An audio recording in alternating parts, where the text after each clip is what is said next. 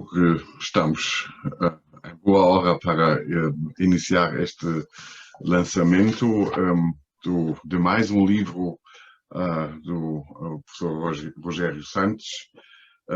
Eu gostaria de dar as boas-vindas ao autor, a todos os convidados e as pessoas interessadas neste lançamento, em nome da Universidade Católica Editora, que tenho agora a honra de coordenar como vice-reitor para estes e outros assuntos. E é nesta minha função, como editor da Católica Editora, que estou muito feliz por estar hoje aqui e reconhecendo no Rogério Santos um dos autores mais regulares desta editora e um dos autores best-seller na nossa coleção dos estudos de comunicação e cultura, cujos livros têm sempre encontrado grande interesse junto de leitores, não só na universidade, mas fora da academia, o que também é um bom sinal do interesse dos temas abordados pelo Rogério Santos. Neste caso, trata-se de um livro que surgiu no âmbito de um projeto de investigação coordenado pelo professor Nelson Ribeiro, mas em que o Rogério Santos é uma força muito ativa e muito importante e sempre foi na medida em que estimulou esta investigação. E aqui falo já não tanto como editor da Católica Editora, mas falo também como vice-reitor da investigação e como ex-diretor do Centro de Estudos de Comunicação e Cultura, reconhecendo mais uma vez no Rogério Santos um dos investigadores que produziram com mais regularidade peças relevantes para o progresso das ciências de comunicação e da história dos mídias, não só em Portugal, mas em geral. E tendo contribuído de muitas maneiras para o avanço desta área, como investigador, naturalmente também como professor, e a Universidade Católica lhe deve muito a este nível, e é simplesmente reconfortante ver alguém que é passionadamente um professor, mas também é passionadamente um investigador e que produz com tanta regularidade tantas novidades e reais novidades, com fontes novas e com fontes até agora não exploradas, como fez o Rogério Santos. E é por isso que estamos aqui todos com grande prazer conhecer mais uma das obras de Rogério Santos. E como me apercebi na primeira reunião que fizemos antes desse encontro público, que vai ser um debate e um testemunho e uma reflexão muito, muito viva, como aliás é o próprio livro, das realidades da rádio colonial em Angola, da sua experiência e do seu conhecimento. Rogério, muito obrigado. Obrigado a todos os convidados para esta sessão. E obrigado ao público e passo a palavra ao professor Nelson Ribeiro. Bom, então, muito boa tarde a todos. Eu quero começar por cumprimentar o Sr. Vice-Reitor, o professor Peter Annenberg, não só por estar aqui nesta sessão, mas por estas palavras tão gentis que preferiu, não apenas sobre o livro, mas sobre o enquadramento do livro na editora. Gostaria também de cumprimentar a diretora do SECA, a professora Alexandra Lopes. Obviamente um cumprimento muito, muito especial, fica agora assim em terceiro lugar, mas depois é a pessoa de quem obviamente irei falar mais detalhadamente, o nosso colega e amigo, o professor Rogério Santos, autor deste livro, a quem vou querer felicitar já mais à frente por um conjunto alargado de razões, não apenas pelo lançamento do livro em si, mas também por outras razões que depois já irei partilhar, mas queria também agradecer muito a presença dos restantes convidados, a professora Marissa Morman, que tem uma vasta obra sobre a história de Angola e, nomeadamente, sobre a história da rádio em Angola.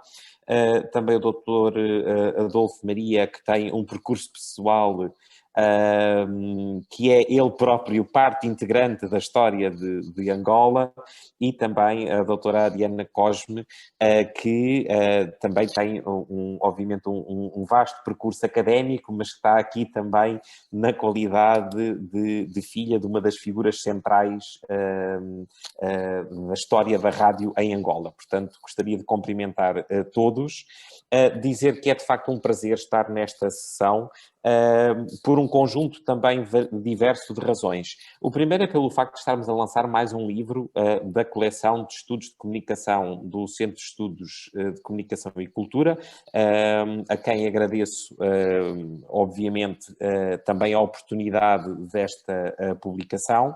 Depois, a segunda razão para o meu contentamento, já aqui foi referida pelo professor Peter, que é o facto de estarmos perante um livro que se integra no projeto Broadcasting in the Portuguese Empire, Nationalism, Colonialism and Identity, que é um projeto que inicialmente era, claro, como todos, não é? Começou por ser uma ideia e depois, ao fim de bastante tempo, passou a ser uma realidade, muito fruto do entusiasmo e do esforço do Rogério Santos.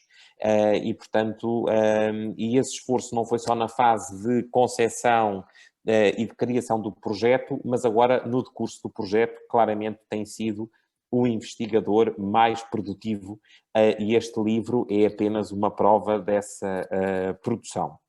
Depois também, obviamente, é um prazer muito grande estar aqui pela estima pessoal que tenho pelo autor, porque, como também já foi dito, é das pessoas que mais têm escrito sobre a história da rádio em Portugal.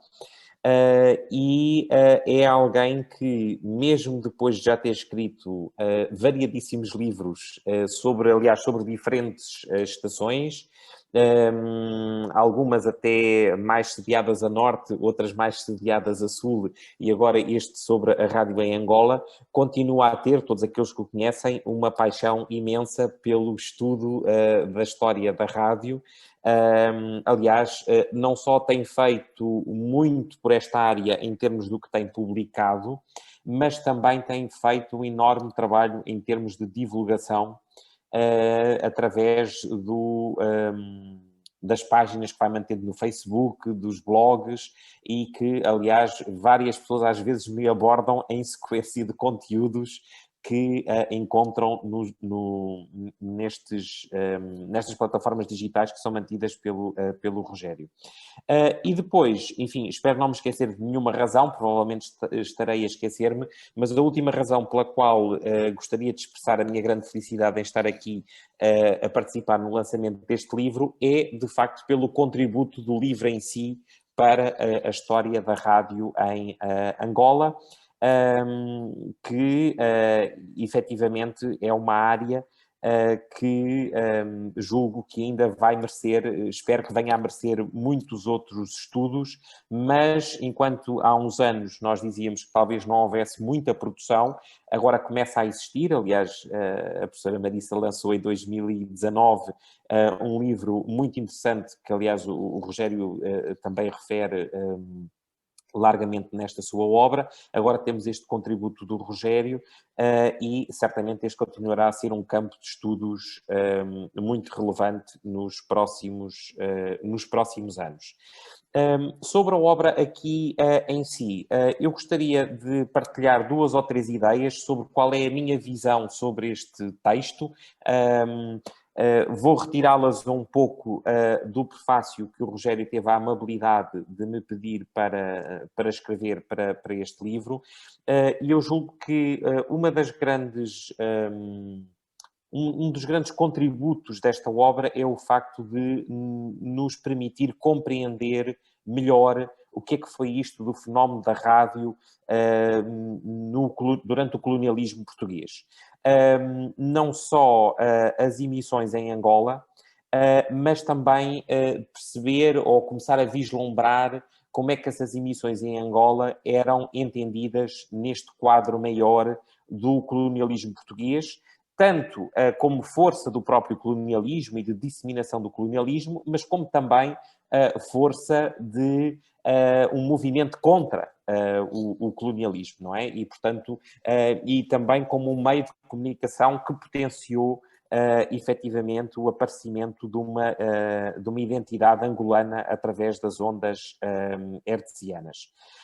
Outro aspecto muito interessante deste livro é o facto de mostrar as interligações, que é um trabalho que eu considero extremamente difícil de fazer, porque obriga, no fundo, a cruzar um manancial imenso de fontes que estão dispersas não só por diferentes continentes, como por vários países e por inúmeros arquivos, mas, efetivamente, mostra as interligações existentes entre as estações angolanas e as então outras colónias, com destaque para São Tomé e Príncipe e Moçambique, sem esquecer também a relação com a emissora nacional.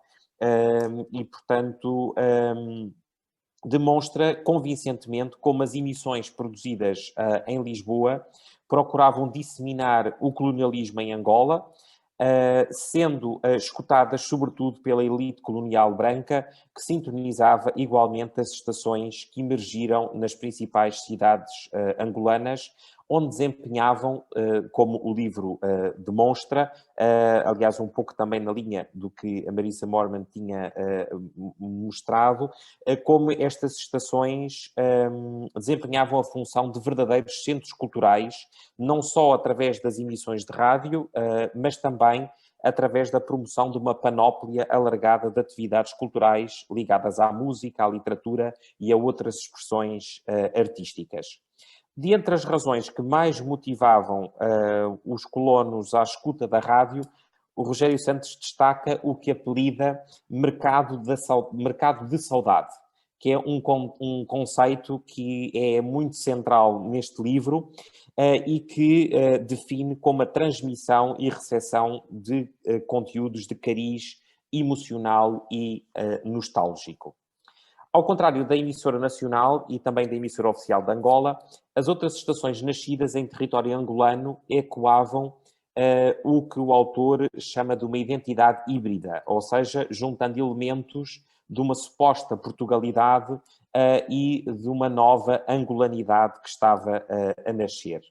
Os sons e as expressões culturais angolanas chegam à rádio, primeiro, em programas que são produzidos, em primeiro lugar, por Sebastião Coelho, a partir de 1968, nas emissões da Voz de Angola, que passa então depois a ser a única estação a dedicar-se em exclusivo à transmissão em línguas africanas. Portanto, são estas emissões produzidas localmente e que procuram trazer, criar uma nova sonoridade que rompe com o colonialismo, que o livro também descreve de forma muito... me parece muito interessante e levantando, aliás, muitas pistas para futuras investigações. Uma das outras dimensões do livro, que eu julgo que mais irá surpreender os autores, peço desculpa, os autores o autor já terá surpreendido noutra altura, agora irá talvez surpreender os leitores, é a articulação do cenário radiofónico em Angola com a situação na metrópole e noutras colónias. O que, como eu disse há pouco, muito se deve ao profundo conhecimento do autor sobre a história da rádio em Portugal e as políticas de radiodifusão implementadas pela ditadura, tanto durante o período do governo de Salazar como de Marcelo Caetano. E isto só é possível porque o Rogério Santos é efetivamente o autor que mais tem investigado e escrito sobre a história do meio sonoro em Portugal e agora também no Império Português, sendo as suas obras hoje instrumentais, no sentido de serem obras de consulta obrigatória para quem quer compreender o papel da rádio durante o Estado Novo. Além de propor uma periodização da história da rádio em Angola, que me parece também ser um contributo valioso para debate em futuras investigações, a Rádio Colonial em Angola debruça-se sobre os vários tipos de instituições radiofónicas que emergiram, desde os rádios clube, as estações comerciais, a estação estatal e as suas relações com o poder político, detalhando igualmente dimensões técnicas, a dimensão técnica, a dimensão económica, programação e recepção. Oferece também dados valiosos sobre o percurso de diversos profissionais da rádio, e sobre isso não vou dizer muito, porque há pessoas neste painel que terão muito mais para dizer do que eu, portanto nem vou querer aventurar por essas áreas.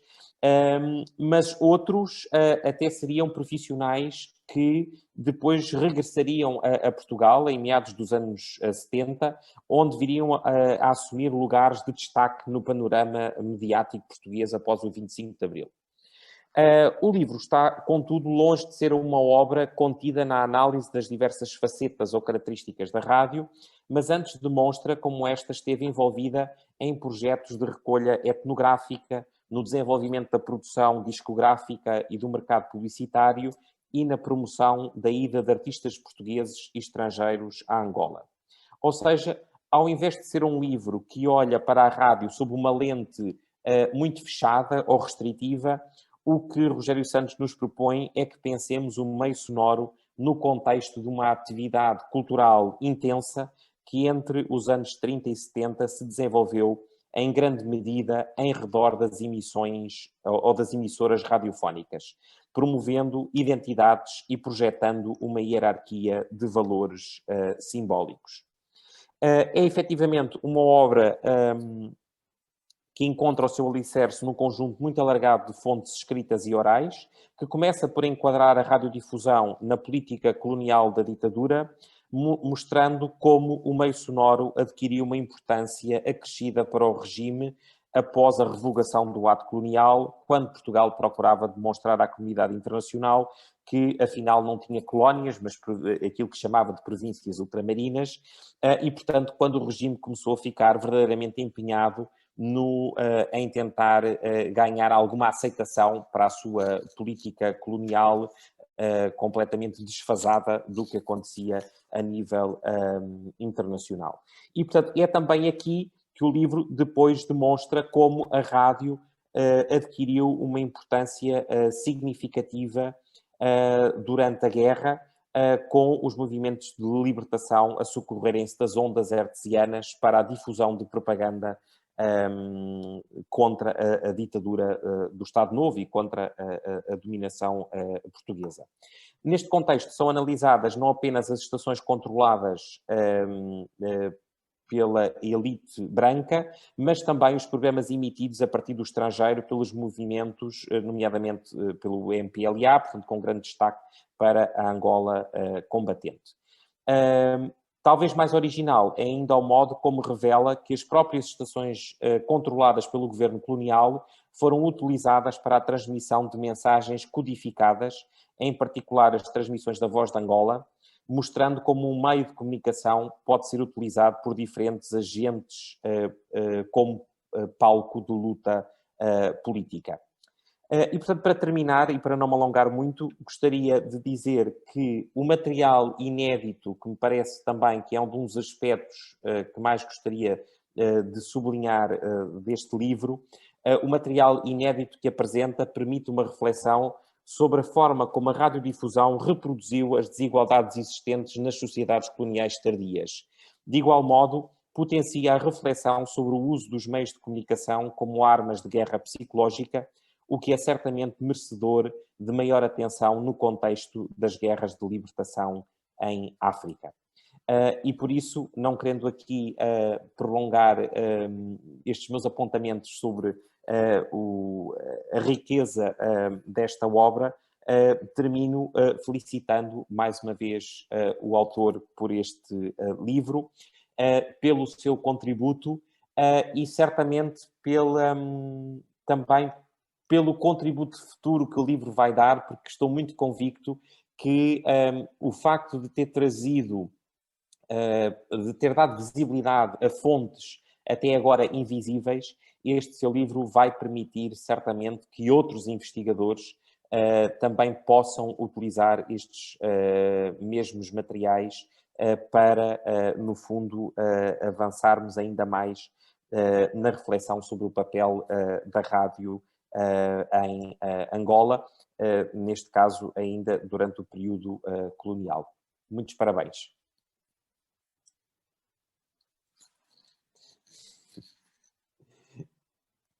E agora vou pôr aqui um outro chapéu, portanto vou aqui trocar o meu chapéu e portanto colocar o chapéu de moderador, se é que se aplica, apenas para apresentar muito brevemente a professora Marisa Moorman, a quem vou já passar a palavra, e se me permitir vou fazer uma apresentação muito curta, mas, portanto, para quem não conheça, a professora Marisa é professora no Departamento de História da Indiana University Bloomington, tem investigado a interseção entre política e cultura na Angola colonial e independente, e com grande destaque tem estudado efetivamente a rádio naquele país.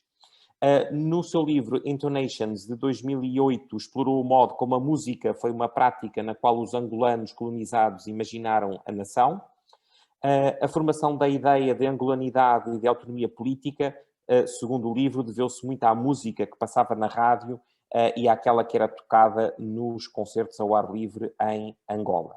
Como referi há pouco, mais recentemente, em 2019, publicou Powerful Frequencies, no qual examina a relação entre rádio e mudanças políticas da África Austral à medida que os movimentos anticoloniais se estabeleceram em Estados independentes. E, portanto, este seu livro analisou diferentes, enfim, com grande destaque na rádio, mas analisou diferentes média e como os seus usos, práticas e significados mudaram a relação com o poder ao longo do tempo. E, por isso, com muito gosto, passo-lhe a palavra.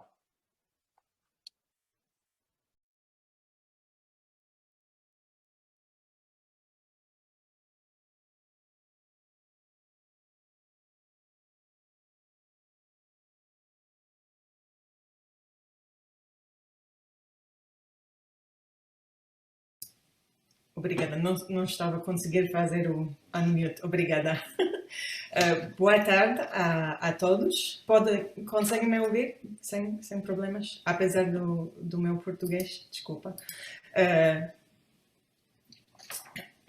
Queria começar por agradecer este convite que foi feito, que me foi feito pelo Rogério, professor Rogério Santos, e pelo professor Nelson Ribeiro, para participar nesta mesa redonda e o lançamento do livro de professor Rogério. Sinto-me muito lisonjeada para poder fazer parte e por ter sido convidada.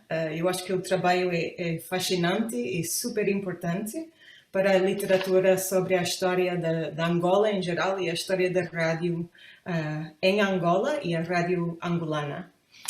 Também queria agradecer muito o professor Rogério por ele ter sido, por eu ter tido em ele um leitor muito dedicado.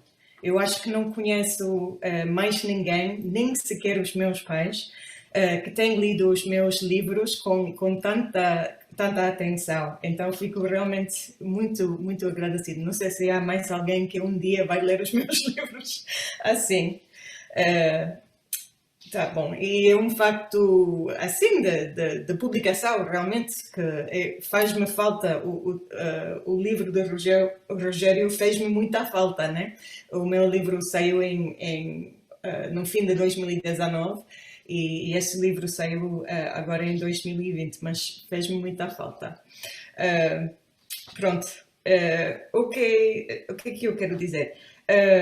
Também foi este livro que chegou às minhas mãos como oferta do professor Rogério e chegou como uma prenda num ano muito difícil, não é? Eu acho que é uma das coisas boas que nós temos recebido em 2020 foi este livro muito importante. O Rogério pediu-me para falar do meu trabalho, mas não vou fazer isso porque eu não conheço o lançamento do livro de alguém em que fala do livro dos outros, então não vou fazer isso. quero apenas destacar alguns pontos que eu acho importantes e interessantes neste livro do professor Rogério. Queria começar por dizer que o que mais admiro neste livro é o facto do professor Rogério ter conseguido escrever um livro que avança uma agenda académica, que empurra para frente a literatura sobre a rádio em África, sobre a rádio em Angola, sobre a história da rádio em Angola, e ao mesmo tempo um livro que endereça até com carinho um leitor e um público interessado na história da rádio, mas não inclinado às discussões académicas. Eu acho que é uma coisa que até agora não tenho conseguido e que eu admiro muito. Eu acho que, pelo menos os angolanos que eu conheço, vão gostar muito de comprar, de ter e de ler este livro. É muito, muito importante. E ao mesmo tempo ele consegue falar de assuntos teóricos, de argumentos académicos e ele empurra estes argumentos para frente. É uma contribuição neste sentido. Para destacar algumas coisas, enfatizar que o professor Nelson já falou, eu queria... As coisas que eu achei mais significativas em termos do ponto de vista académico, uma contribuição à literatura e particularmente da história da rádio em Angola, é a periodização nova que ele propõe. É uma periodização mais pormenorizada, melhor pensado do que temos tido antes. E ele começa em 1936 com as primeiras emissões de ondas curtas, da emissora nacional para a África em geral. Eu acho que isto é um enquadramento muito importante e que vai do período que ele chama dos pioneiros até a profissionalização nos anos 40, atravessa a eclosão da guerra em 61 e a expansão do papel da política, o papel político e propagandístico da rádio neste período, e que vai numa quarta etapa com a assunção do poder por Marcelo Caetano e o reforço das verbas para com a rádio como chave na guerra. Eu acho que esta periodização é muito importante e vai servir para enquadrar mais pesquisas e vai ser muito importante, apesar de ser, se calhar, para uma outra audiência muito empiricista, mas eu acho que é muito importante, dá-nos pistas muito importantes e significativas para a pesquisa futura. O segundo ponto, que o professor Nelson também já falou, é o mercado de saudade. O professor Rogério fala no livro que isto faz parte do motor da ideologia imperial, mas ao mesmo tempo eu acho que faz umas outras coisas importantes, destaca o papel de consumo da rádio, a ligação com o comércio em Angola e o desenvolvimento do comércio dos colonos, sobretudo.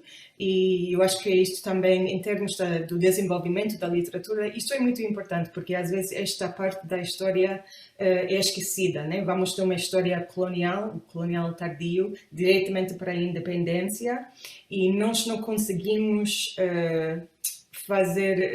seguir os traços e os passos da burguesia colonial que muito contribuíram para o desenvolvimento da rádio e da cultura também.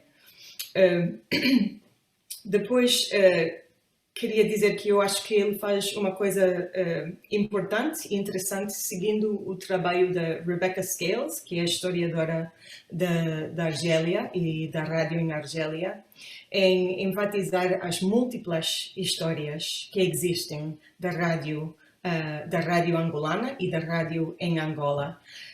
E neste sentido, ele tem contribuído muito com as biografias, o esboço das emissoras em si, mas as biografias das personagens que davam vida à rádio, nos radioclubes, e não só. E neste sentido ele falou muito, desenvolveu o que nós temos e que já foi escrito sobre Leonel Cosmes, sobre Sebastião Coelho, sobre o próprio Adolfo Maria, que está aqui conosco, sobre Arthur Arestado e outros. E eu acho que isto ajuda muito a entender o que é que eu acho que é realmente mais uma saída do mercado da saudade, né, para outra coisa. No livro, o professor Rogério fala da mudança do luso-tropicalismo para a angolanidade, e eu acho que isto também, ele está a criar com isto, com as biografias, principalmente, uma pista para mais investigação sobre a questão do envolvimento das identidades dos angolanos brancos e a relação e a importância que eles têm tido no desenvolvimento do conceito e da prática da angolanidade. E nesta área queria também destacar a ligação que ele faz com a importância da rádio para a literatura angolana, que neste momento, naquela altura era muito, muito importante, mas eu acho que não tenho encontrado na outra literatura sobre a literatura angolana uma investigação sobre o papel da rádio em divulgar a literatura. Eu acho que o professor Rogério está a abrir aqui um caminho muito importante e interessante. Como disse o professor Nelson, a relação, a ideia dos clubes de rádios como centros culturais aqui ganha destaque e é uma área importante para futuras investigações e que achei super interessante. Complica também, como disse, o que é que nós temos sobre as identidades brancas em Angola e contribui muito e avança o trabalho do Fernando Pimenta, sobretudo sobre o trabalho do Fernando Pimenta, que tem escrito sobre a FUA e principalmente sobre a pessoa e o engajamento do Cota Adolfo Maria. E eu acho que este livro ajuda-nos a pensar mais, dá-nos mais informação, mais pormenores e mais maneiras de pensar as facetas complicadas da certeza da identidade branca angolana, que é uma coisa que eu acho que tem recebido ultimamente também mais atenção, também através do trabalho do Marcelo Bittencourt e Vitor Melo, dois brasileiros que têm trabalhado mais nesta questão. O que é que eu digo mais? Como disse, fez-me falta este livro enquanto eu escrevia e fez pesquisa para a MEL, porque apesar do facto de nós vivermos num mundo que achamos cada vez mais ligada através do internet, de digitalização dos arquivos, mais globalizado, realmente nunca continua a ser difícil achar fontes. Sempre que vou para Lisboa, tenho que passar nas livrarias e compro, né, logo que eu chegar, os livros que já estão ali. Não há como deixar para uma outra altura, porque às vezes depois desaparecem. Aconteceu comigo com o livro de Diamantino Pereira, que não consegui achar em 2018, quando estive em Lisboa, e também que fez-me muito falta enquanto escrevi e fiz a pesquisa do meu livro. E eu acho que isso é importante, que apesar das ligações todas, da globalização, do internet, ainda é preciso, ainda dá muito trabalho encontrar as fontes, e eu acho que o professor Rogério tem encontrado fontes importantes. Queria muito entrevistar outras pessoas também por causa das limitações do tempo que uma pessoa pode passar num outro país a fazer a pesquisa. Às vezes fica difícil encontrar pessoas também para fazer as entrevistas e temos aqui, ele criou uma base de história oral muito, muito importante e significativo. Então, acho que vou fechar por dizer que felicitar o professor Rogério pelo livro, excelente livro, importante, uma contribuição muito valiosa.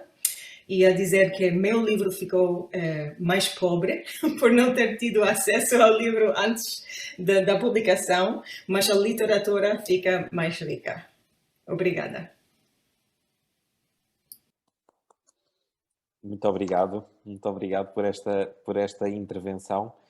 E, enfim, depois no final, certamente, eu estou aqui a olhar para o Rogério, que vai comentando com as expressões faciais o que vai sendo dito, depois no final o autor também se poderá pronunciar, mas agora tenho também o maior gosto em vos apresentar Adolfo Maria, que nasceu em Luanda e participou, aliás, certamente conhecido de muitos dos que estão aqui pela sua participação na luta pela independência de Angola, nomeadamente através do combate cultural e político, porque eram duas dimensões nas quais o combate também era muito importante, paralelamente ao combate, obviamente, armado.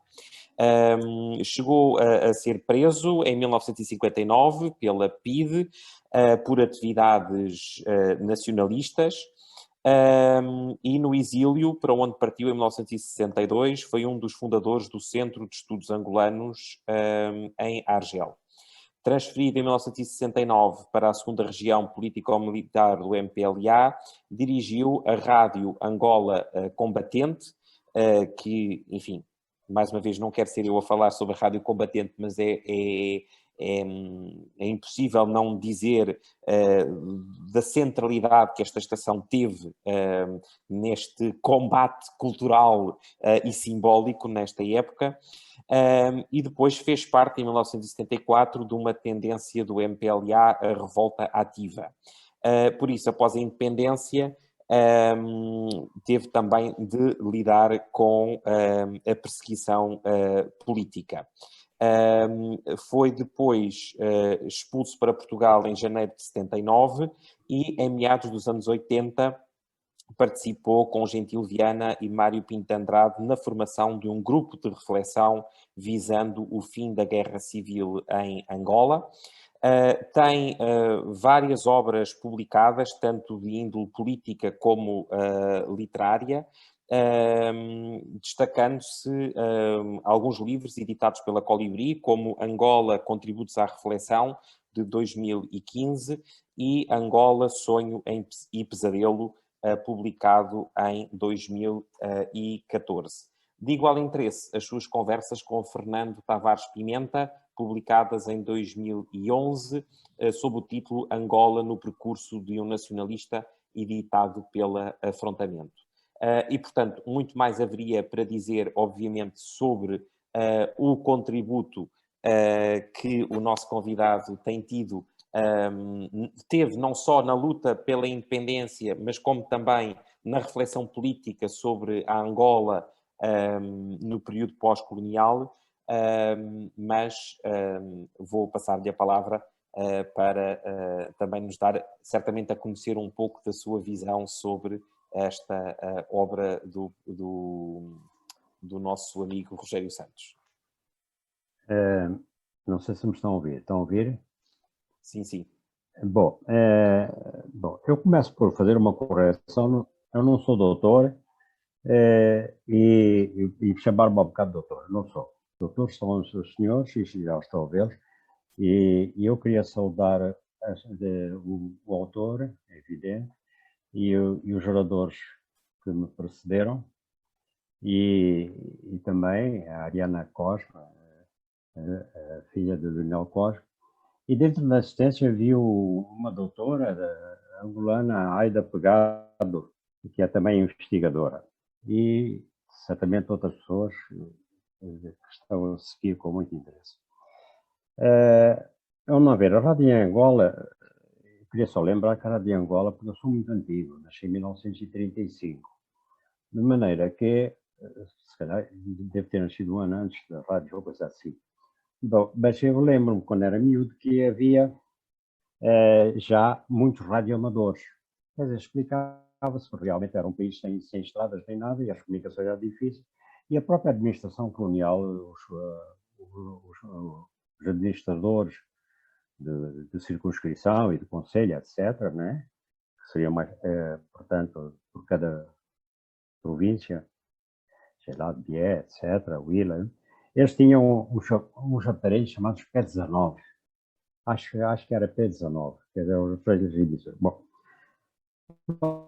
o que é certo é que a Rádio Zambingola se desenvolveu de tal maneira que e formou profissionais de alto gabarito, como aliás o livro os descreve, e que brilharam inclusive na antiga metrópole colonial, aqui em Portugal, não é?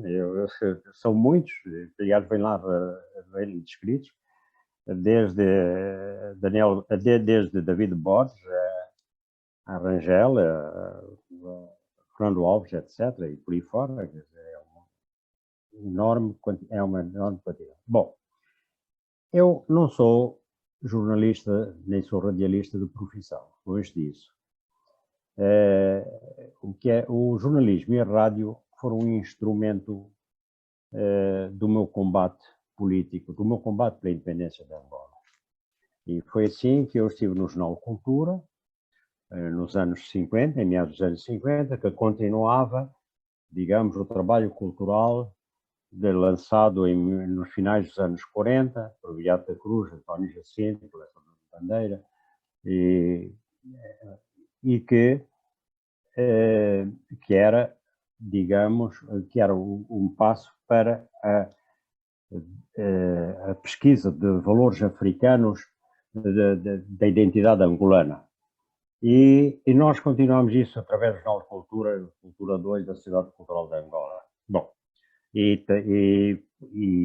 portanto, foram reeditadas obras poéticas ou poemas e contos de Agostinho Neto, António Jacinto, Beata Cruz, etc.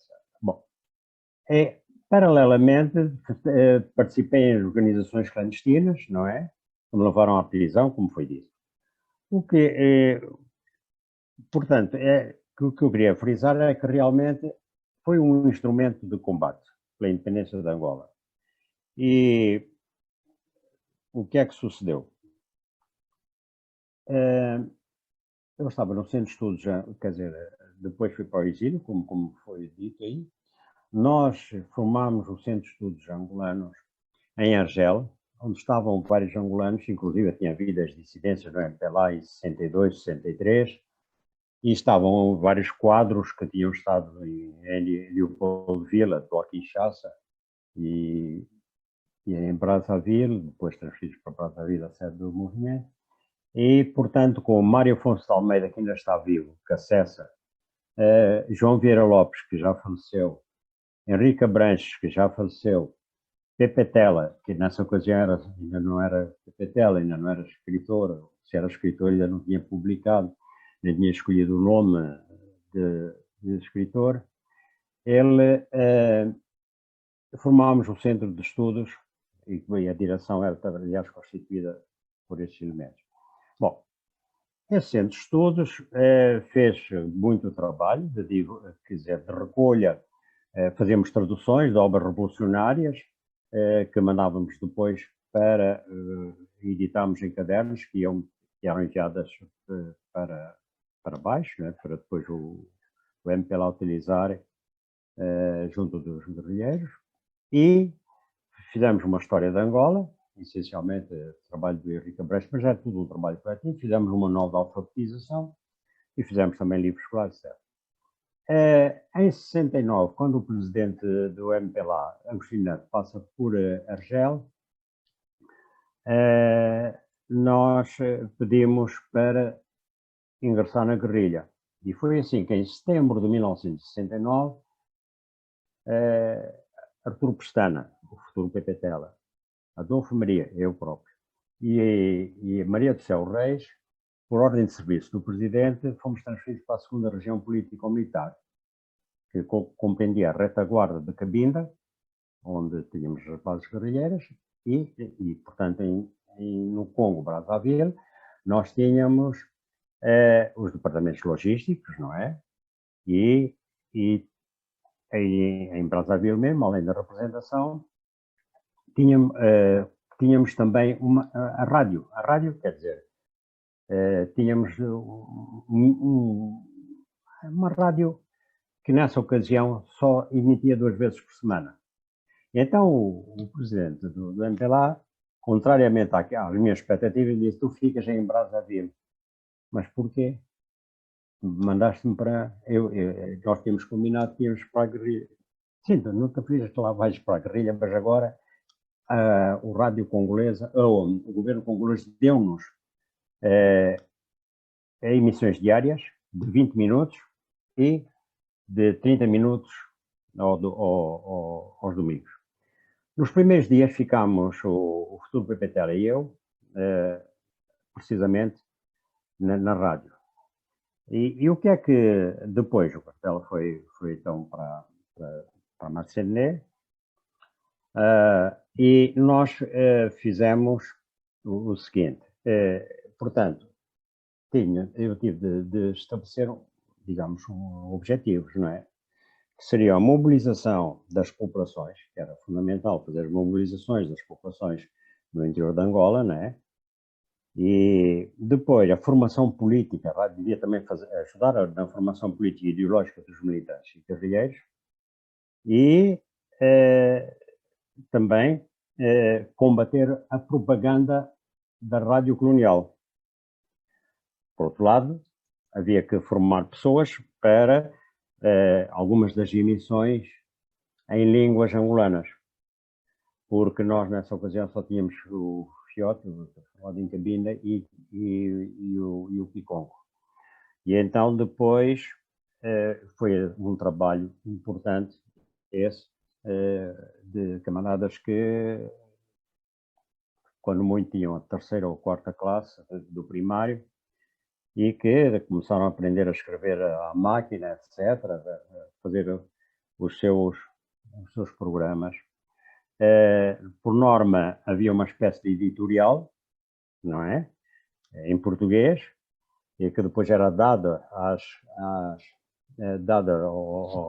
companheiros das outras línguas, para eles, digamos, traduzirem na língua nacional, e depois também falariam de outras coisas, é evidente. Também tivemos de dar atenção ao programa dos pioneiros, depois à guerrilha, portanto, o que me levou, passado 2 meses, 1 mês e pouco, a visitar as bases guerrilheiras, e depois, mais tarde, fiz trabalho político nas bases guerrilheiras, etc. Não é? Bom, e portanto, lembro-me desse tempo, e fazia bastantes textos, a momento dado criámos mesmo rubricas do género o nosso movimento e o momento do militante, que era precisamente dirigida à formação à formação militante e a problemas de disciplina, etc, etc. Bom, e demos bastante ênfase, que aliás depois fui encontrar nos arquivos aqui da PIDE, na Torre do Tombo, uma série de emissões minhas que tinham sido gravadas, e eram gravadas em 4 ou 5 postos da PIDE em simultâneo. Um que estava, sei lá, em Caculo Cabaça, outro que estava, sei lá, no Mochico, e então eles tinham o cuidado de registrar e depois passar à barra. E então até encontrei essas próprias copias. E ficavam muito alarmados, porque nós fazíamos uma mobilização que, aliás, resultou, e veio resultar à la longue, resultou na mobilização para a luta clandestina nas cidades. E não é por acaso que no final dos anos 60 são vários indivíduos presos, não é? E não é por acaso que o MPLA, que estava muito enfraquecido quando veio o 25 de Abril, e que, militarmente e tudo, e que depois encontrou uma força tremenda, precisamente nas zonas urbanas, nas urbes angolanas, sobretudo do litoral. Porquê? Porque realmente já havia muito trabalho, e depois eu tive bastantes ecos, não, testemunhos mesmo, de que a rádio era ouvida precisamente, e muitas das instruções que nós dávamos para a rádio eram seguidas. Outro combate que muito forte e que era contra a propaganda colonial. Como é bem descrito neste livro e com bastantes pormenores e realmente bem contextualizado, a rádio estava a rádio oficial, sobretudo Voz de Angola, que foi criada só para virada para as populações negras, portanto feita com música africana e com bastantes e feita em várias línguas. E havia a emissora oficial em língua portuguesa, que era precisamente para manter forte digamos, a adesão, a fidelidade, sobretudo da população branca, à sua metrópole.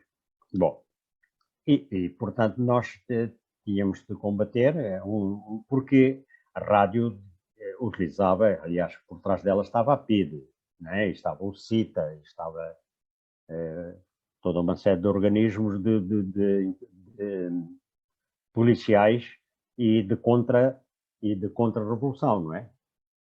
Portanto, ação psicológica e tudo isso. E era um trabalho árduo, lutar contra a propaganda, que era bem feita, eram bons profissionais e depois, precisamente, bastante dirigida. Claro que a nossa também era nesse sentido, no sentido de mobilizarmos as nossas, mesmo se às vezes também, eu vou citar, quer dizer, por exemplo, eu às vezes ria-me, não é? Porque quando eles em Luanda liam os comunicados das operações militares portuguesas, eles falavam de uma quantidade de terroristas abatidos e tudo isso. Bom, é claro que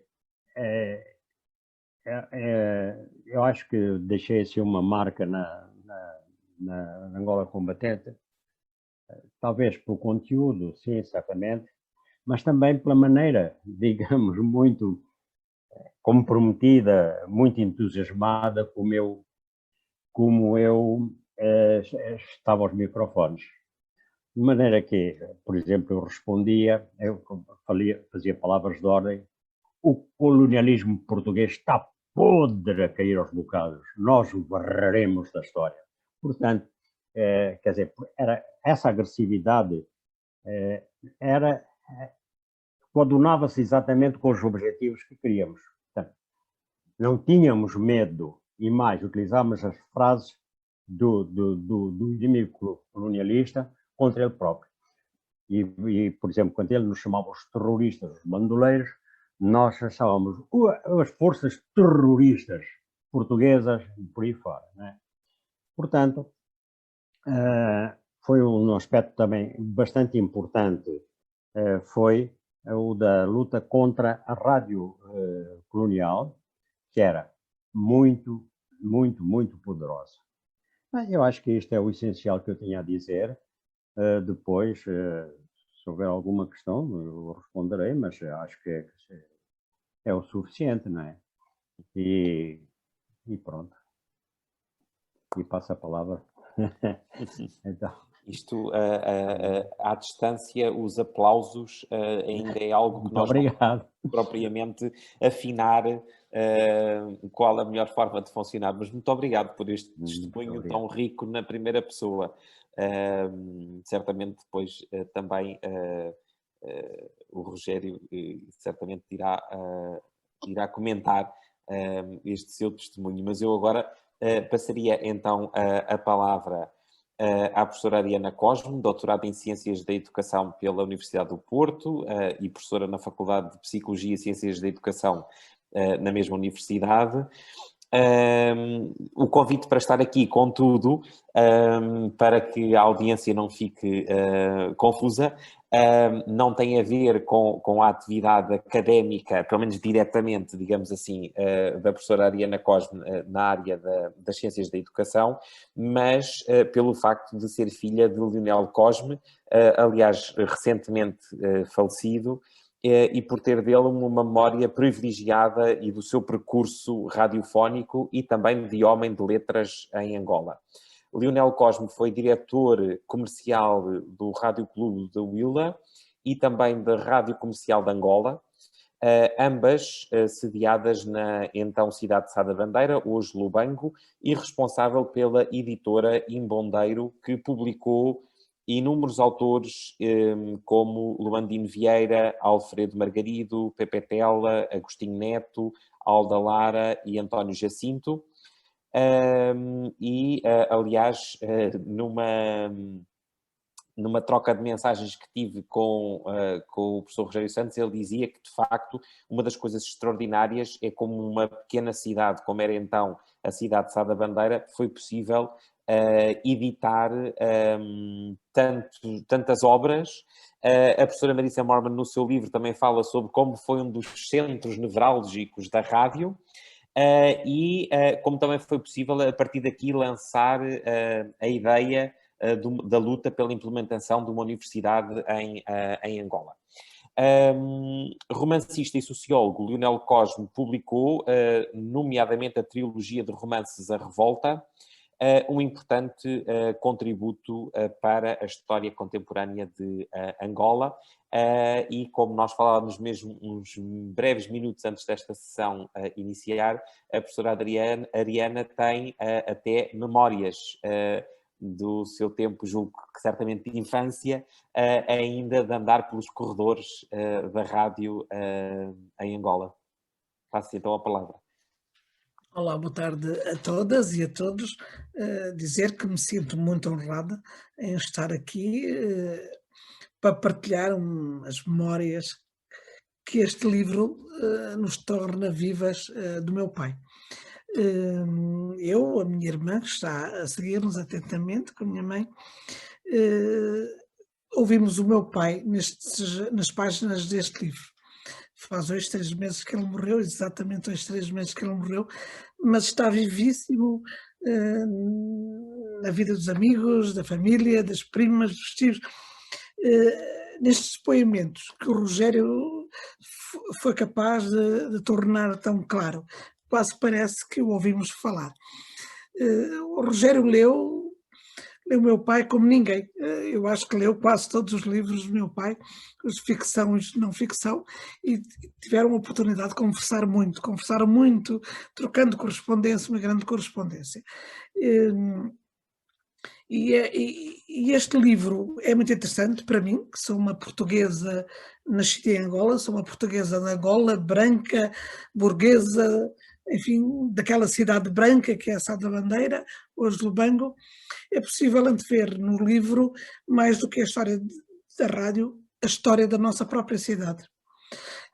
O livro é muito interessante e eu nem sequer sou especialista de rádio, sou uma cidadã que lê o livro. Eu estava a ver como todos os meus amigos e amigas, com a minha idade, eu tenho 60 anos, portanto eu vim da África com 15 anos, se iam rever neste livro. E portanto é com grande entusiasmo que o vejo, porque ele fala do que era o nosso dia-a-dia. O Rogério, ao mostrar a importância da rádio, conseguiu mostrar o que é que um português nascido em Angola, branco, via na rádio. Numa rádio, como o Rádio Clube, em particular, o Rádio Clube da Huila, que a par da memória da saudade, né? Tinha também outras rúbricas interessantes que faziam de Sá da Bandeira um polo cultural. Um polo, evidentemente, de resistência que tanto incomodava o regime colonial e, enfim, e o status quo. Está muito bem descrito, é quase como se o Rogério estivesse lá, nesses anos, quando fala das pessoas, dos momentos da rádio e traz com isso o que era o cotidiano da nossa infância, da nossa adolescência. Nós conseguiremos perceber-nos melhor com a leitura deste livro. É por isso que é um livro que não me cansarei de falar à minha geração, nascida também lá, porque ele ajuda-nos a perceber o que éramos, nós os brancos nascidos em Angola, e esta ligação com Portugal e com a resistência. Conseguiremos perceber melhor o que quem eram estas pessoas que todos conhecíamos, das ruas, das famílias, e que na troca de correspondência entre o Rogério e o meu pai ganham vida. É uma honra para mim falar em nome do meu pai, podia ser a minha irmã, mas eu queria contar-vos que este livro chegou, tal como com a Marisa, foi uma boa oferta, uma boa lembrança, que chega numa altura muito própria.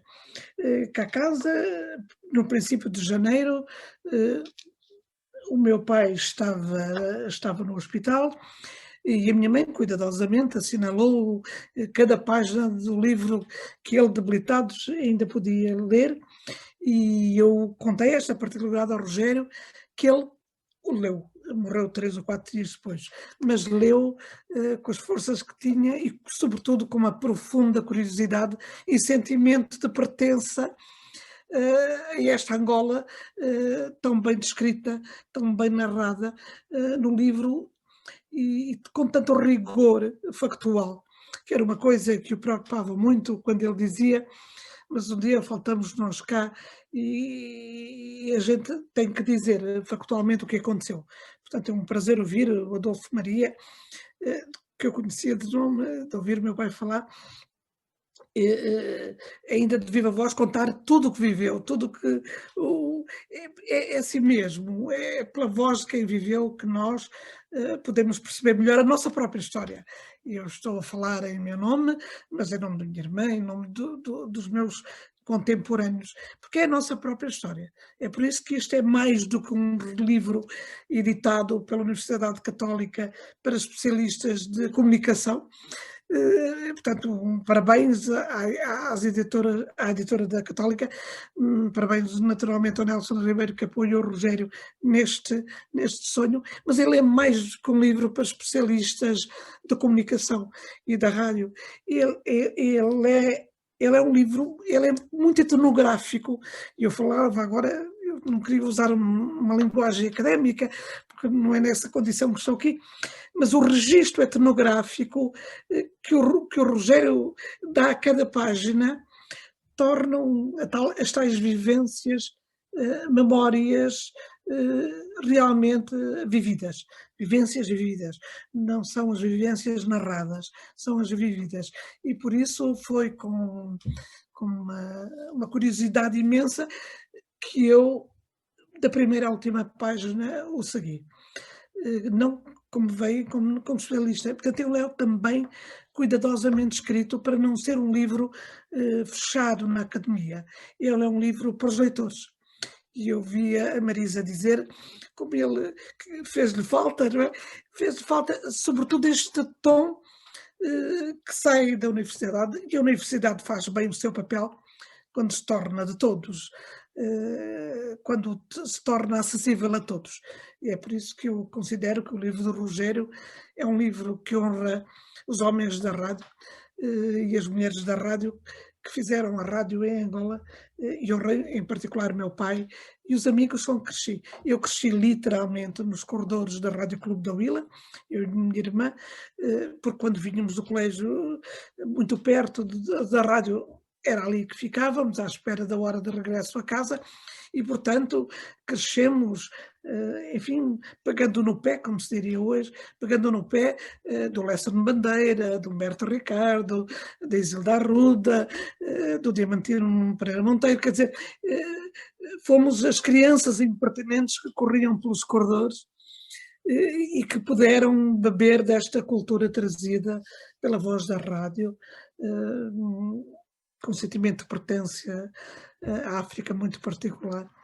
E, portanto, é um prazer, Rogério. Muito obrigada, em nome da minha mãe e da minha irmã, em nome das primas e dos tios, que veem o meu pai tão bem retratado nesta história, a propósito da história da rádio. Eu que ouço, costumo participar a propósito do meu pai e da sua a relação com o embondeiro, é quase uma forma muito original, que é ouvir falar do outro lado do meu pai, e organicamente ligado ao embondeiro não podia deixar de ser, mas ouvi-lo falar como de ouvir falar do pai radialista, do pai jornalista de rádio, do pai diretor de rádio, neste combate, travado de formas diferentes, pelo Adolfo Maria, pelos outros radialistas, pelo Sebastião Coelho. É um prazer, Rogério, realmente, e uma honra. Muito obrigada. Muito obrigado por este testemunho tão emotivo na primeira pessoa, e também julgo que efetivamente nos ajuda a perceber que o livro não tem apenas esta dimensão de interessar aos especialistas e às pessoas que se interessam pelo fenómeno da rádio, mas efetivamente há aqui uma história de pessoas e uma identidade que estava a ser construída, que também perpassa nas páginas deste livro. Enfim, e se é interessante isso ser constatado por nós, que somos interessados e estudiosos do tema, acho que é muito mais valioso esse tom ser reconhecido por pessoas que efetivamente viveram este período. E por isso, eu confesso que não preparei propriamente uma apresentação formal do autor, porque também presumi que seria difícil encontrarmos nesta assistência quem não conhecesse o professor Rogério Santos, mas caso tenhamos aqui alguém, efetivamente, que não tenha tido ainda a oportunidade de conhecer, apenas posso partilhar, assim, de cabeça, e, portanto, cometendo, obviamente, muitos lapsos, mas o professor Rogério Santos, enfim, eu ia dizer num certo sentido, embora esteja aposentado, mas é professor da Faculdade de Ciências Humanas da Universidade Católica Portuguesa, onde foi durante muitos anos coordenador da área científica de Ciências da Comunicação, e uma das suas áreas de investigação, porque ele tem também outras paixões na área da investigação, nomeadamente o jornalismo, as indústrias culturais, de uma forma geral, mas eu diria, enfim, nos últimos anos, já longos, a sua grande paixão de investigação tem sido a rádio. É efetivamente a pessoa que em Portugal mais tem publicado sobre a história da rádio, e portanto iria demorar-me alguns minutos longos a ler os títulos de todas as obras que já publicou. Eu apenas talvez aqui destacasse o livro que editou, se não estou em erro, em 2000, mais uma vez estou a falar de cor, em 2019, sobre a rádio no Porto, que é um 2020. livro... 2020, já foi, pronto. Portanto, no início de 2020, porque eu sei que foi um livro que chegou a ter um lançamento organizado em formato presencial e depois, de repente, assim, quase sem ninguém esperar, apareceu uma coisa chamada Covid-19, que na altura ainda todos procurávamos entender o que era, e portanto, esse é o livro, era até agora o livro mais recente.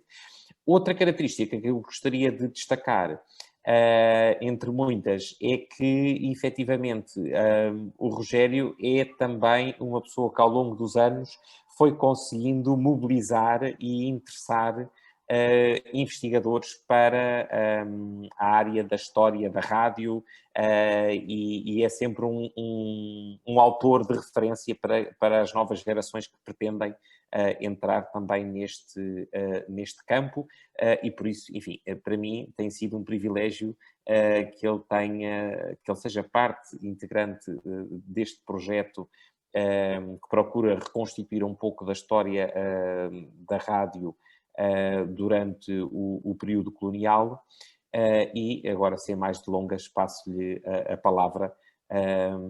O Rogério tem sempre esta capacidade de nos surpreender, portanto não sei exatamente o que é que o autor do livro vai dizer sobre ele próprio nesta ocasião, mas cá estaremos para ser surpreendidos. Obrigado. Os agradecimentos vão vir no fim. Eu queria falar, julgo que rapidamente, de 3 pontos da história da rádio em Angola. No primeiro, eu quero realçar o papel dos rádios clubes, alguns surgidos na década de 1930, a partir da vontade de colonos instalados em algumas das cidades do território, onde organizaram festas e rifas para obter dinheiro e comprar os primeiros emissores. É o subtítulo do livro. O Rádio Clube era uma associação a que aderiam os colonos com saudades da terra de origem, como funcionários públicos, militares, professores, médicos, empregados da fazenda, comerciantes, agricultores e industriais, e que se reuniam para celebrar datas como o Natal, a Páscoa, organizavam bailes, representações teatrais, torneios de cartas e demais entretenimentos. A rádio era o culminar desse movimento associativo. É isso, no livro, chamei mercado de saudade ou mercado de cultura. Como o aeroclube local, a estação de rádio era o ponto de encontro de amizade, de negócios ou de simples passatempo. O aeroclube seria para gente mais endinheirada, que podia comprar ou alugar uma avioneta. O Rádio Clube era mais popular, como aliás eram os seus programas musicais.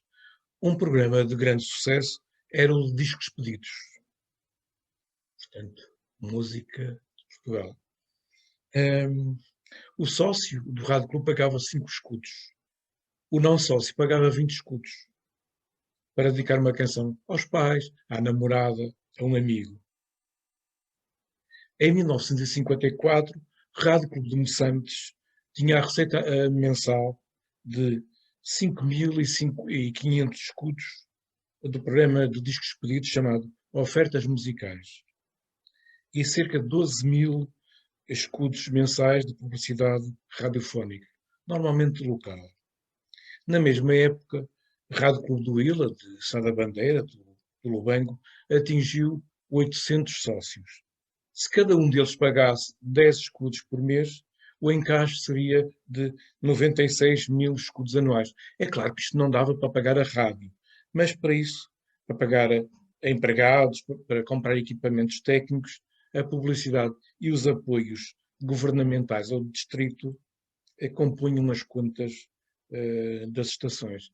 Rádio Clube do Ila, por exemplo, ao domingo, tinha um quase ininterrupto programa de discos pedidos, só intervalado com noticiários ou um rato de futebol. Cada estação não buscava o lucro, mas prestigiava a cidade face à outra. Houve sempre rivalidades, por exemplo, entre rádios de Benguela e do Lubito, e das rádios de todo o país com o Under. Não escondo, longe de mim, a dependência cultural e ideológica destas estações. Embora ao longo do tempo, aliás, na sequência da investigação de Marisa Murman, se verificassem características a que Catarina Valdigem, outra investigadora do projeto, e eu chamamos de angolanidade, isto é, valor de autonomia social e política em programas ou rubricas, embora de modo discreto, por causa da polícia política. Sebastião Coelho na rádio e Leonel Cosme, mais na editora em Ponteiro do que na rádio, são dois bons exemplos. Fora do círculo dos rádios clubes, de algumas estações comerciais e da emissora oficial de Angola e da Voz de Angola, estas duas totalmente identificadas com o poder político colonial, nasceu a Rádio Diamangue, propriedade da Companhia dos Diamantes. Não vou falar do caráter capitalista, explorador e multinacional da empresa, a ocupar mais de 50.000 km² e a fazer fronteira com a República Democrática do Congo, antigo Congo belga ou Zaire. Mas do investimento da rádio da Diamangue, do investimento cultural no Museu do Dundo, que está este ano 2021 em recuperação, e da rádio. O museu foi responsável pela recolha da cultura escultórica nas lundas Norte e Sul, incentivando até artesãos a produzir novas peças e com campanhas de registros musicais dos povos daquelas regiões, como o Chokwe, primeiro gravado em disco e depois em fita magnética, ainda na década de 1950. Algumas emissões da estação compunham-se da divulgação desta música e a mesma circulou graças a cópias enviadas a outras rádios de Angola e até à emissora nacional através da Agência Geral do Ultramar. Tal espólio musical está depositado atualmente na Universidade de Coimbra. O modo como nasceu a Rádio Yamangue pode servir de protótipo ao arranque de uma outra rádio qualquer. Primeiro foi o giradiscos a animar festas no Dundo, que era a sede da Yamangue, no norte, lá no norte mesmo de Angola. Quando se passou da sala para o salão ou largo junto à sede da casa do pessoal, foi preciso um amplificador de som.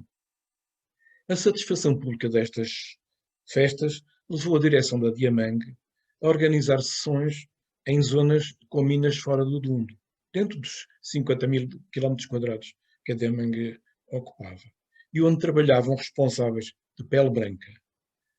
É claro que cada deslocação implicava tempo e pessoal, a dificultar agendamentos. Daí surgiu a ideia de emitir programas através de uma estação de rádio, 1h30 por cada noite, com apoio de jovens voluntárias para a locução, ou filhas ou mulheres dos dirigentes da Yamangue. Além da música de dança, os gestores da Yamangue compraram discos de compositores russos do século XIX, por considerarem a música das estepes adaptável à geografia das lindas. Não entendo a semelhança. É começar pelas distintas temperaturas das duas regiões do mundo. Havia uma justificação complementar. A música russa era composta de harmonia. Mais uma vez, acho que não coincidia com os ritmos africanos gravados. A única explicação plausível seria a nostalgia dos brancos europeus. Aquilo a que chamei mercado ou cultura da saudade. O último elemento a falar aqui é de uma personalidade muito peculiar, que aliás já foi falada aqui. Artur Arriscado. Ele nasceu no Luau, mesmo no leste, na fronteira com a República Democrática do Congo. No extremo, angolano da linha do caminho de ferro de Benguela, que passa também por Luena, Uambo e Lubito. Outra linha de caminho de ferro importante é de Moçambique, a cerca de 400 km a sul, e que liga Menong, Lubango e Moçambique, ou Namibe, como se chamou durante alguns anos.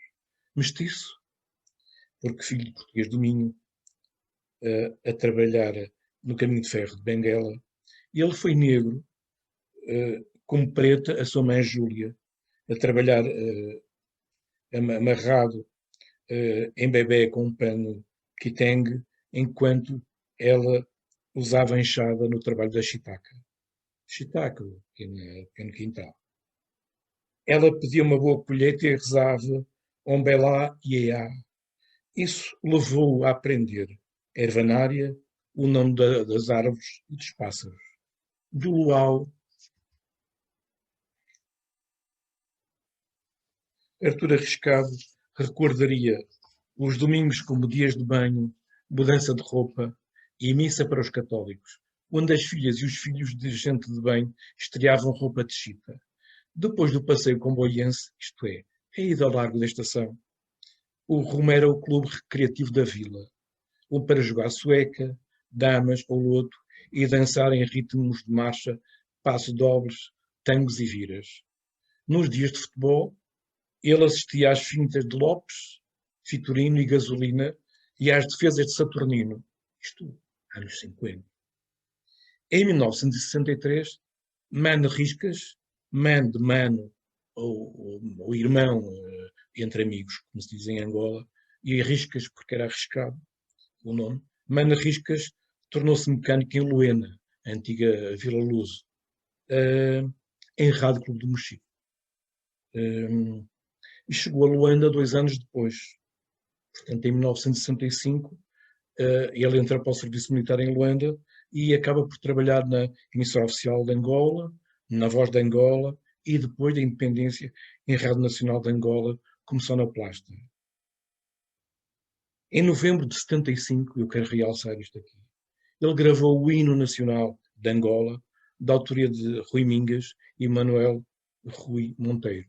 15 dias antes da independência, o hino angolano estava atribuído a Eduardo do Nascimento, que tinha tido êxito em Portugal num festival da canção. Só que Eduardo do Nascimento tinha escrito alguns, ou tinha dito alguns numa entrevista, algumas coisas que não agradaram ao MPLA. E Agostinho Neto, em 15 dias, arranjou o sonoplasta e pediu ao sonoplasta para arranjar a música e o poeta. Este elemento é fundamental para percebermos a importância de Artur Arriscado.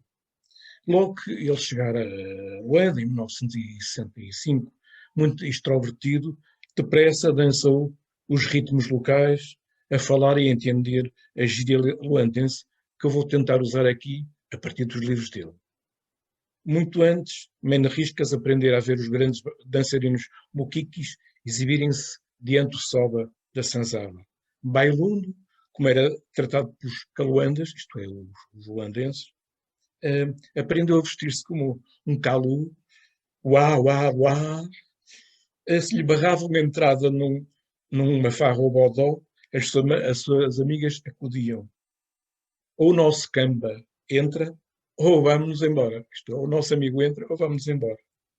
19, que significa também homem bonito, o banguzo, catitão e ioiota, ele aprende a calçar bons pancus, sapatos.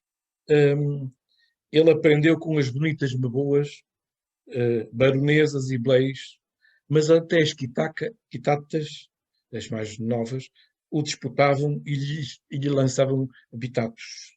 Ele assentou vivendo com a namorada no cubico dela, estou na casa dela, no bairro Marçal, onde comia uma boa chandula de queijo, maçãs, e bebia uma cerveja fria. O bairro Marçal era muito musical. Tinha bonga, tinha burimbachô, e às quintas-feiras, no Salão Batalha, os quesos e diversos grupos. Outros artistas exibiam-se nos Moseques e no programa Aguarela do Malangino, portanto, Malange, de Luís Montes, pai do atual Luís Montes, no Negola Cine. Artur Arriscado não terá sido um sonoplasta rigoroso como o João Canedo, que trabalhou sempre com Sebastião Coelho e com ele formou os Estudos Norte, em Luanda. Mas, como Canedo, gravou música de toda a Angola. Em alguns locais distantes, nomeadamente no sul, mesmo no sul, os sobas evitavam que ele entrasse na aldeia, mas ele, com as suas histórias e simpatia, mistura certamente com um cigarro e um copo, e apoiando-se no bom tradutor de língua local, conseguia gravar. Depois de juntar os cantores e músicos e de os ensaiar, a gravação ficava boa apenas à meia da noite. No regresso a Luanda, ele editava, montava e passou alguma dessa música na rádio. Mais tarde veio para Portugal. As razões são de ordem de saúde e de ordem política. A situação política em Angola metia medo, depois da independência. Doente, com diabetes, foi-lhe amputada uma perna. Sem dinheiro, o seu banco de descanso ficava na Praça do Rocio, aqui em Lisboa. Um dia descobriu as carruagens dos comboios Lisboa-Sintra, mas rapidamente foi expulso e etiquetado como drogado. Bastava uma refeição oferecida por um camba, por um amigo, para ele ficar feliz. E ele que não falava da sua condição de pedinte.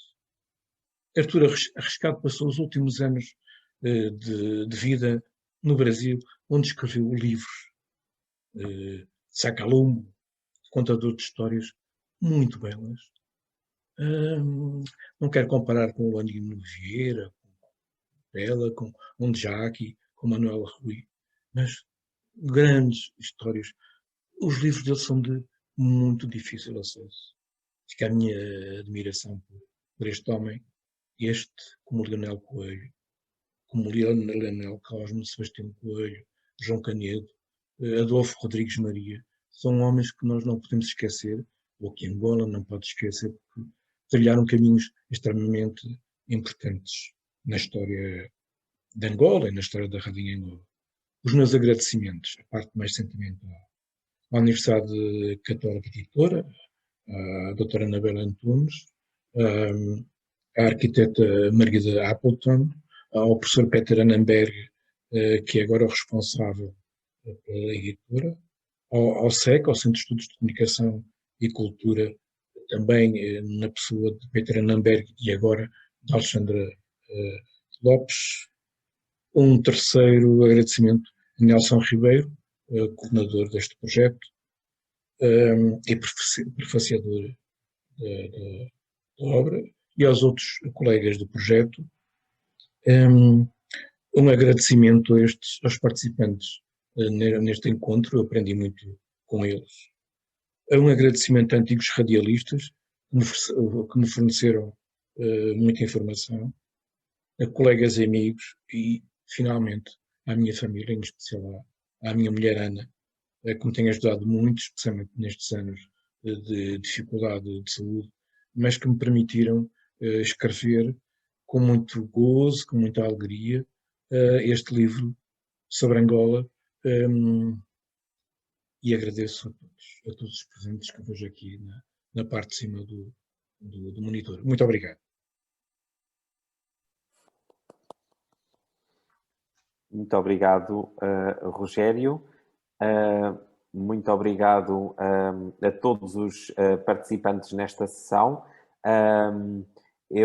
Enfim, julgo que nós estamos a chegar ao final, mas nestas sessões Zoom fica sempre um pouco a sensação de que quem está a assistir tem às vezes mais dificuldade em poder colocar alguma questão ou fazer alguma intervenção. Portanto, se alguém gostasse de usar da palavra, agora talvez possa ser o momento certo.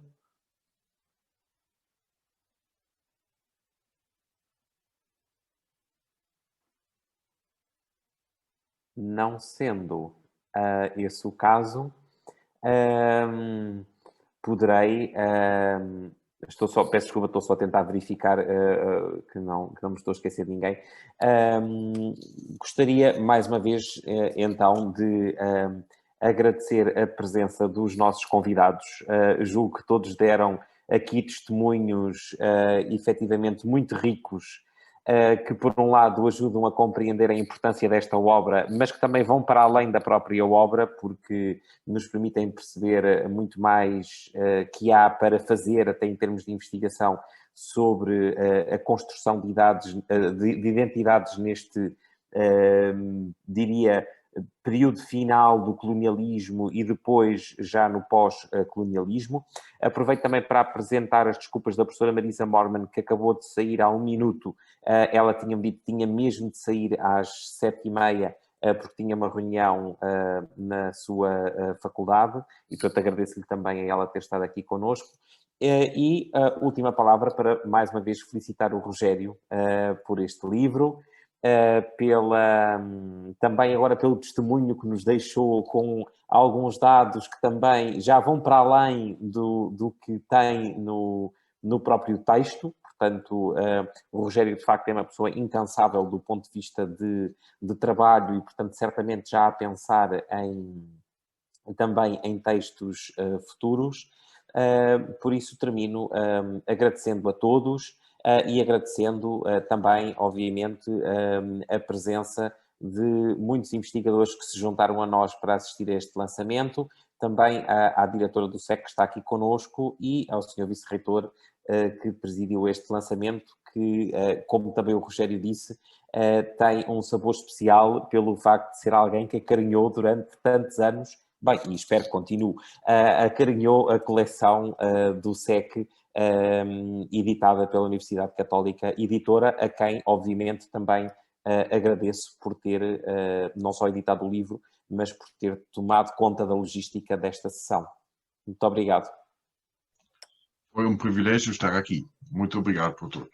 Obrigado.